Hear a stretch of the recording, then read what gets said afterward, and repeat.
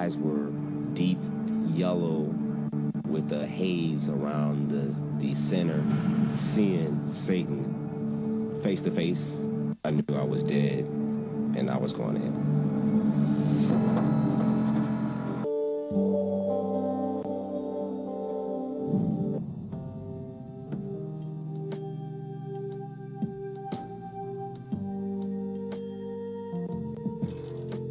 I had just moved to Michigan, home. I had been going back and forth from Minnesota to Detroit. Just refamiliarizing myself with the landscape and my friends, my family there. At the time, coming back, people were beginning to notice that I had grown up a lot. My beliefs had changed, but I was still the same core, hardworking person. I was still dating, but my primary interest was still my baby's mom, who still lived in Minnesota. We had a child together, Isaiah, my youngest son.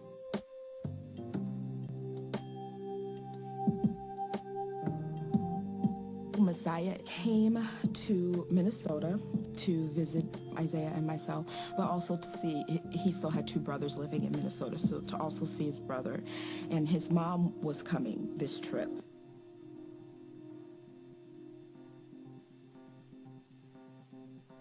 It was almost summertime. It was almost like spring break, pretty much. So the kids were out as an opportunity to all get together. And we were staying at a hotel, and there was a pool there.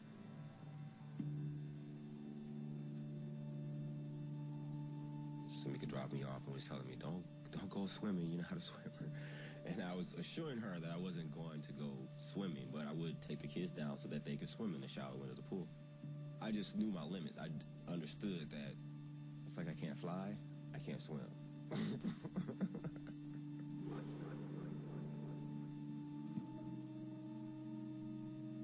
There was like 7, 8, 9 kids, and I figured that was too many kids for, him to handle it. So I told him, hold on real quick, I'm gonna run upstairs, I'm gonna grab some shorts and come back down to help you with the kids. They were all down playing, and my niece, Kiera, was trying to either jump off the edge or was kind of running and sliding. Looked very dangerous. Immediately trying to get to her aid because I feared she would fall in the pool. But she slipped somehow and just caught herself onto the ladder. And I remember trying to get to her. She seemed like she was going to be okay, but that was the last thing that I really remember.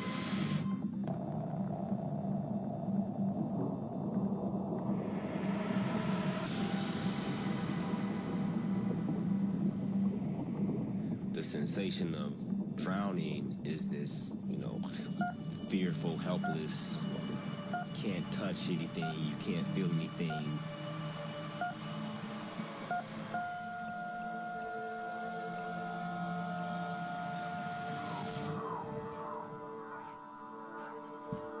The first thing I remember was these huge bubbles. It's like it being in a water cooler. I mean, bigger than my face type bubbles. And it wasn't just like 1 or 2. It's like bubble after bubble after bubble, appearing and then floating away from me. And after that, I would kind of black out, if you will.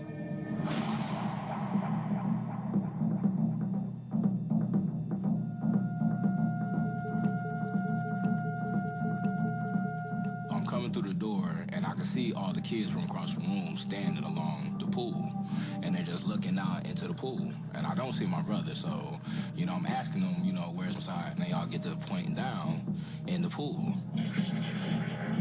I'm walking up to the pool, I look down the pool, and I seen him at the bottom.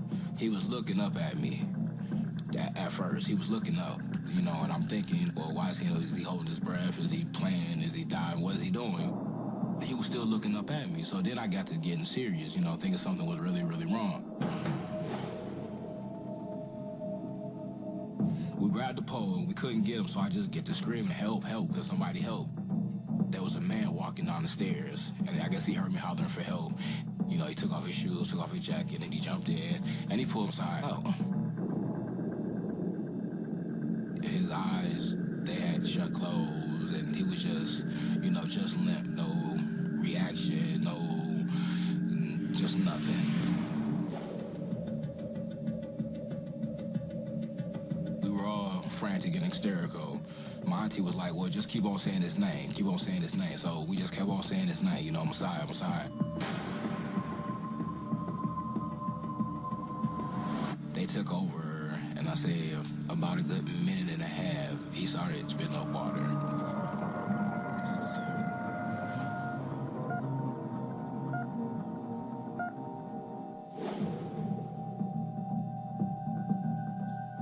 You know, they said they had a small pulse, you know, barely a pulse, but it was there. So, you know, they were rushing to the hospital.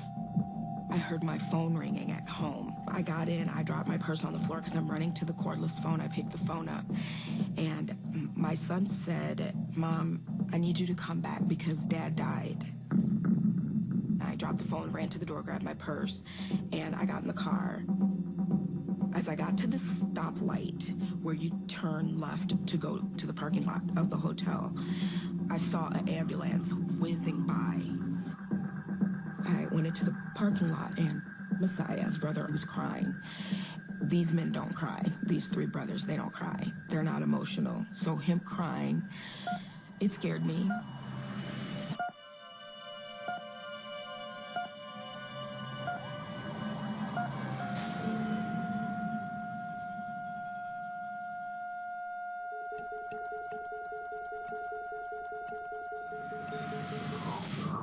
The first thing I saw was me in the hospital bed, in a gown, with no injuries, no IV, nothing like that.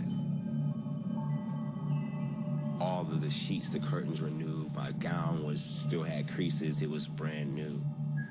The room was so clean that it was almost too perfect. Again, it definitely made me feel like it couldn't be real.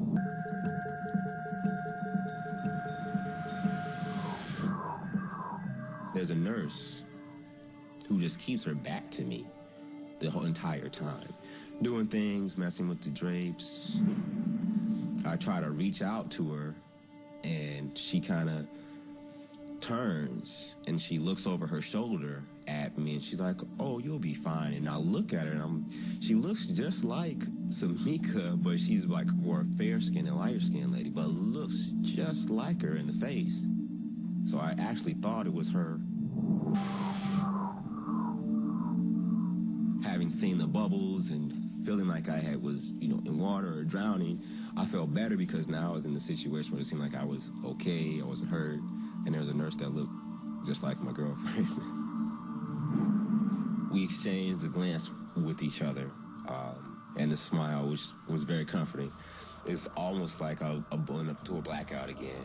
It's like this complete darkness. Next thing I began to hear voices in this darkness, just whispers at first. They're just saying stuff like, it's okay,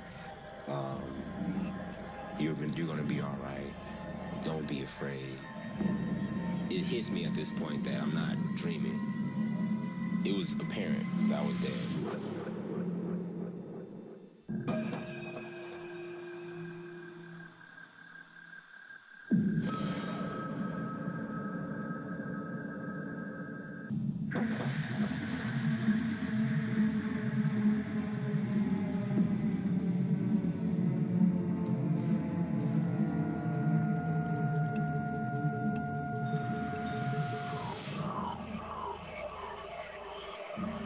I could hear my aunt, who I lost in a tragic accident with my cousin, my grandmother, people that had passed away, and they're directing me, it's okay, go ahead, go for it, keep moving, it's going to be all right, don't be afraid, to the point where it's almost upsetting, like, where are they? Why do you guys keep saying this? They're not responding to my, are you theirs, hello. As the words become more clear, the voices begin to get louder. I see these two little, lights off into the distance. I began to walk towards the light. I see that it's not actually light, it's actually like two little flames, like two torches.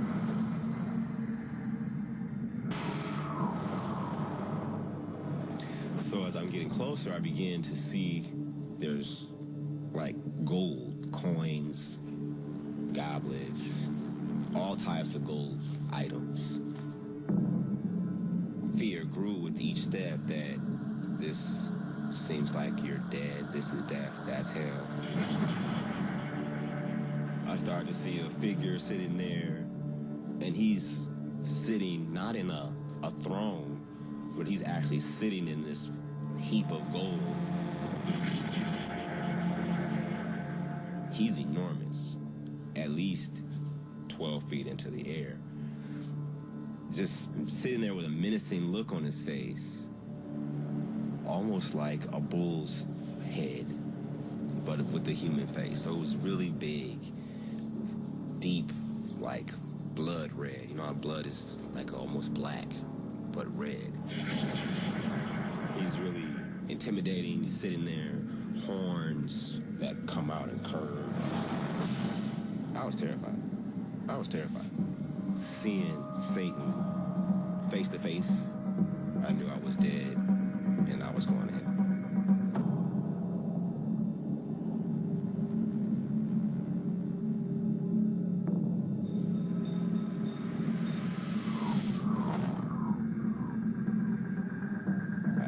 So many things as a kid to try to stay away from trouble. I couldn't understand it at all, but I had to accept the facts as they were, that there was no turning back. I'm beginning to no longer ask my grandmother and my auntie what's going on now. I'm convicted, like, is this what you guys want me to do? And they're telling me, yes, it's okay, you're gonna be fine, it's okay. As they're saying these things, he's looking around to see who they're talking to. And I'm 50 yards away, but he's not paying me any attention. I want him to know, if this is the way I want to go, I want you to know how unhappy I'm going to be about it. So I'm yelling, I'm cussing, come and get me. And once I get to about 25 feet, Satan, the devil, finally looks directly at me. The whispers kind of begin to die down, and it's just my grandmother again, and she's like, it's gonna be okay, go ahead. He looks and he leans forward, and then he just kind of eases back and kind of sits back into his chair, as if to say, nah, I'm gonna pass on you for now. And then my grandmother's like, I told you it'll be all right.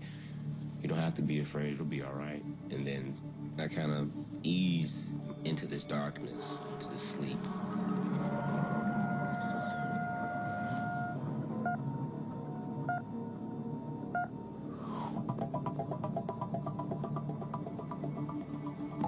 And as the voices are fading in, it's my mom. I start to kind of come to and kind of open my eyes a little bit. It's a really blurry light. The day that I woke up, they were going to unplug me from the life support systems. If I hadn't woke up, I would have been a vegetable. They would have had to let me go. And my right lung, rather, completely collapsed. For that week, this side of my body was not functioning without the help of a machine. I look at the scars from my arm and the scar from the catheter in my head. They're all reminders every day that medically it's a miracle, a medical miracle.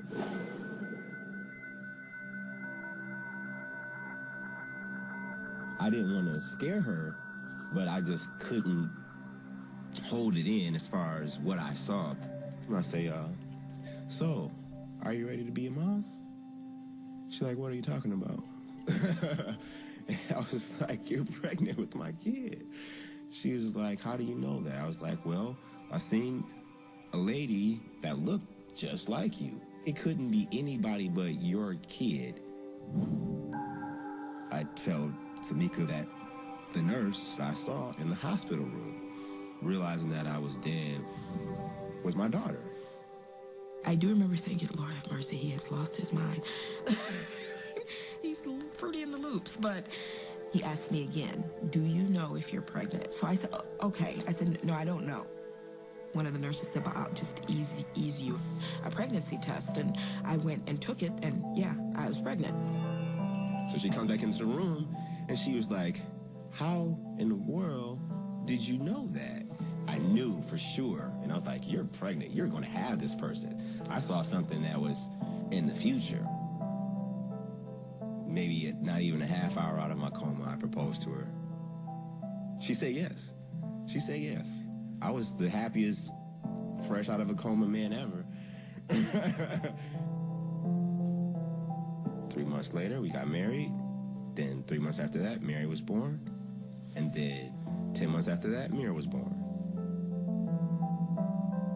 I believe it pushed him towards being the man I always saw. He is so wonderful as a father. I think that's the thing that I've always loved him, but I think that's the thing that it just makes me love him